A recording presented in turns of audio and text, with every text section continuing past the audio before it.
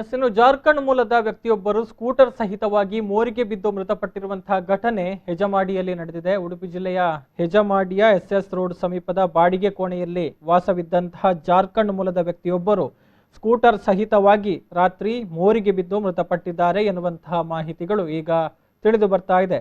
ಮೃತರು ಅನ್ಸಾರಿ 30 ವರ್ಷ ಪ್ರಾಯದ ವ್ಯಕ್ತಿ ಅಂತ ಗುರುತಿಸಲಾಗಿದೆ. ಇವರು ಪತ್ನಿ ಮತ್ತು 4 ಮಕ್ಕಳ ಸಹಿತ ತಮ್ಮನೊಂದಿಗೆ ಹೆಜಮಾಡಿ ಎಸ್ಎಸ್ ರೋಡ್ನ ಬಾಡಿಗೆ ಮನೆಯಲ್ಲಿ ವಾಸವಾಗಿದ್ದರು. ನಿನ್ನೆ ರಾತ್ರಿ ಸುಮಾರಿಗೆ ಸಣ್ಣ ಕೆಲಸವಿದೆ ಅಂತ ಹೇಳಿ ಸ್ಕೂಟರ್ ಏರಿ ಹೋದಾತ ನಾಪತ್ತೆಯಾಗಿದ್ದರು. ಮೊಬೈಲ್ ಕೂಡ ರೆಸ್ಪಾನ್ಸ್ ಇರಲಿಲ್ಲ. ಈ ಹಿನ್ನೆಲೆಯಲ್ಲಿ ಹುಡುಕಾಟ ಮಾಡಿದಾಗ ಹೆಜಮಾಡಿ ಗುಂಡಿ ರಸ್ತೆಯಿಂದ NS ರಸ್ತೆಗೆ ಸಂಪರ್ಕ ಹೊಂದಿದಂಥ ಮಣ್ಣ ರಸ್ತೆಯಾಗಿ ಹುಡುಕಾಡಿದಾಗ ರಸ್ತೆ ಪಕ್ಕದ ಮೋರಿಯಲ್ಲಿ ಸ್ಕೂಟರ್ ಸಹಿತ ಅರೆಪ್ರಜ್ಞಾ ಸ್ಥಿತಿಯಲ್ಲಿ ಪತ್ತೆಯಾಗಿದ್ದಾರೆ. ಕೂಡಲೇ ಸ್ಥಳೀಯರು ಆಸ್ಪತ್ರೆಗೆ ಕರೆದುಕೊಂಡು ಹೋದರಾದರೂ ಕೂಡ ಹೆಚ್ಚಿನ ಚಿಕಿತ್ಸೆಗಾಗಿ ಮಣಿಪಾಲ ಆಸ್ಪತ್ರೆಗೆ ಅವರನ್ನು ಕರೆದೊಯ್ಯುವಂತಹ ವೇಳೆ ಆತ ಮೃತಪಟ್ಟಿದ್ದಾರೆ ಎನ್ನುವಂತಹ ಮಾಹಿತಿಗಳು ಲಭಿಸಿದೆ.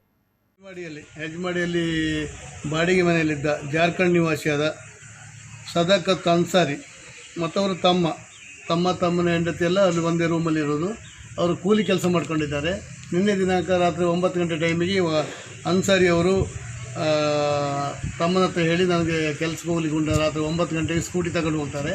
ಹೋಗುವಾಗ ಅಲ್ಲಿ ಗುಂಡಿ ಹತ್ರ ಹೋಗುವಾಗ ಅಲ್ಲಿ ಮಣ್ಣು ರೋಡ್ ಇರ್ತಾರೆ, ಮಣ್ಣು ಆಯ ತಪ್ಪಿ ಹೋಗಿ ದೊಡ್ಡ ಹೊಂಡಕ್ಕೆ ಬೀಳ್ತಾರೆ. ಅಲ್ಲಿ ಮೌರಿ ಇರ್ತಾರೆ, ಸಿಮೆಂಟಿನ ಮೌರಿ ಇರ್ತಾರೆ. ಅದಕ್ಕೆ ತಲೆ ತಾಗಿ ಅವರು ಪ್ರಜ್ಞಾಹೀನ ಸ್ಥಿತಿಯಲ್ಲಿರ್ತಾರೆ.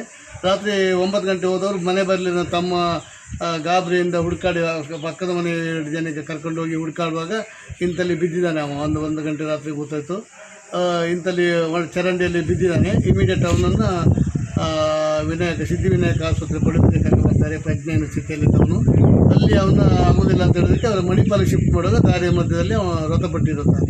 ಇದರ ಬಗ್ಗೆ ಯಾವುದೇ ಸಂಶಯ ಇಲ್ಲ. ಆಕ್ಸಿಡೆಂಟಲ್ಲಿ ಅವ ಹೊಂಡಕ್ಕೆ ಬಿದ್ದು ಸಿಮೆಂಟ್ ಗೋಡೆ ತಲೆ ತಾಗಿ ಅವ ಮೃತಪಟ್ಟಿದ್ದಾನೆ.